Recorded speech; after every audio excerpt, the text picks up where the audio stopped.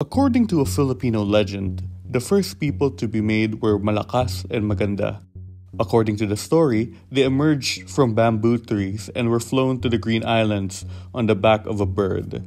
There, they became the parents of the Filipino people. But who were the first Filipinos? That is what we're going to find out today. If you studied in the Philippines, you may be familiar with the wave migration theory. It is commonly taught in the Philippines, or at least back when I was in grade school, that the Philippines was colonized by three waves of people. The first wave was the Negritos, the second wave was the Indones, a seafaring people, and the third was the Malays, the Iron Age people. This was the theory suggested by H. Orte Bayer, founder of the Anthropology Department of the University of the Philippines.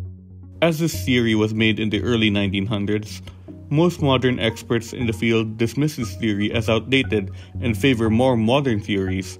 Looking at more recent studies, we have both the out of Taiwan and out of Sundaland theory. These suggested that Austronesians that settled in the Philippines either came from Taiwan to the north and sailed to the Philippines, or Sundaland, an ancient landmass in the southwest that connected some islands to Borneo and mainland Indochina. These theories both have supporters and critics. However, recent studies show a story that doesn't neatly fit in any of these theories, either old or new. A massive study published in 2021 about the migrations in the Philippines in the last 50,000 years concluded, by analyzing the genetics of various groups in the Philippines, that there were 5 waves of migrations into the country. To understand this study, we need to go back to around 70,000 years ago in East Africa. Around 70 to 60,000 years ago, humans first went out of Africa. Some went west to Europe, some went to the Middle East, and others went north. We, however, are interested in the people who traveled to the east and into Asia. As they traveled to the east, they encountered their first major crossroad, the Himalayan mountains. As people spread out to the east, there were 2 main paths.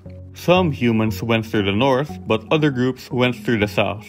Those that went through the south are known as the basal Australasians. They are characterized by their darker skin color.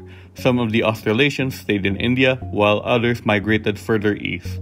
Some went eastward enough that they reached a landmass called Sundaland, which is why they are called the Basal Sunda.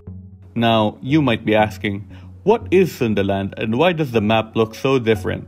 Well, around this time, the world was still in the middle of the Ice Age. This meant lower sea levels, which meant more land was exposed, and it meant that the world did not look like this, but like this. Now, some of the Basal Sunda migrated to the east to Australia and Papua New Guinea, but we are interested in those that went to the northeast, to the Philippines. Around 50,000 years ago, these people became the Philippine Negritos, the first Filipinos. Now, migration was largely possible because most of the Philippine Islands were interconnected around this time. The study suggested that there were 2 likely paths. The northern one suggests that some Negritos went to Luzon through the Palawan and Mindoro Islands, while the southern route was going through the Cebu Strait and to Mindanao. This also shows us that the Philippine Negritos were likely one of the first groups who learned how to sail the seas. The Negritos who went to Luzon are known as the Northern Negritos, while the ones who went to Mindanao are known as the Southern Negritos. These 2 groups constitute the first 2 waves of migration to the Philippines. Going forward tens of thousands of years, around 15,000 years ago, another group of humans arrived in Southeast Asia. They are called the Basal East Asians. They were descendants of the people that traveled north of the Himalayas instead of the south, like the Australasians. As they arrived in Southeast Asia, some of the Basal East Asians went into Sundaland and the surrounding area. Around 12,000 years ago, the Ice Age began to end. This meant the icebergs started to melt and shrink, which caused sea levels to rise and covered the low-lying areas of Sundaland. This caused many groups of people to move to higher areas nearby or find new islands entirely. One such group migrated to Mindanao and spread throughout the island. They were the ancestors of the Manobo that exists in Mindanao to this day. The ancestral Manobo are considered to be the 3rd wave of migration to the country. At the same time that the ancestral Manobo went to the Philippines, other Basal East Asians spread out throughout East Asia. Some went to China and are called the ancestral Cordillerans, while some went to the shrinking Sundaland and are called the ancestral Austroasiatics. From around 12,000 to 8,000 years ago, some Austroasiatics migrated to the southwest of the Philippines and are the ancestors of the Sama found in the area today. Some Sama groups in the Philippines include the Sama Davao and the Sama Dilaut. The Sama are a distinct ethnic group and famous for their sailing skills and oceanic lifestyle. They are considered to be the fourth wave of migration to the country. Lastly, there were the ancestral Cordillerans. As mentioned earlier, they were the basal East Asians that arrived in southern China around 12,000 years ago.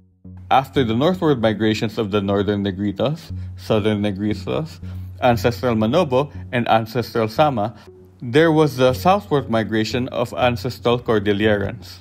This migration did not happen all at once, but in pulses and groups throughout 10,000 years ago to 7,000 years ago. This migration was likely triggered by climate change, with the land bridge from China to Taiwan being submerged by rising sea levels. The ancestral Cordillerans are not the Chinese that we know today.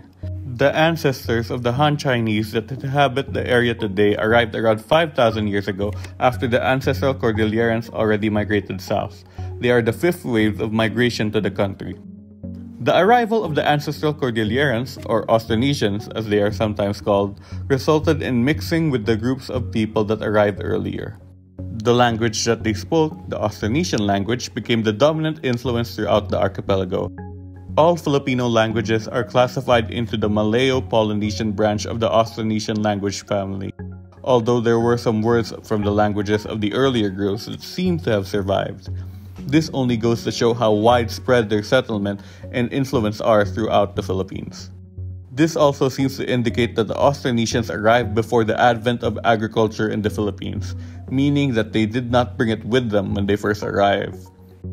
Evidence seems to suggest that agriculture only arrived in the Philippines around 2,500 years ago, so all the waves of migrations that arrived in the Philippines did so as hunter-gatherers. It is important to remember that most of these groups did not live separately. Most of them met with each other, many lived with each other, and often had children together. Most people that live in the Philippines today are not purely part of one group. Another thing to note is that the Philippines was not the final stop for many of these people at the time. Many people continued to travel east, to Polynesia and Melanesia.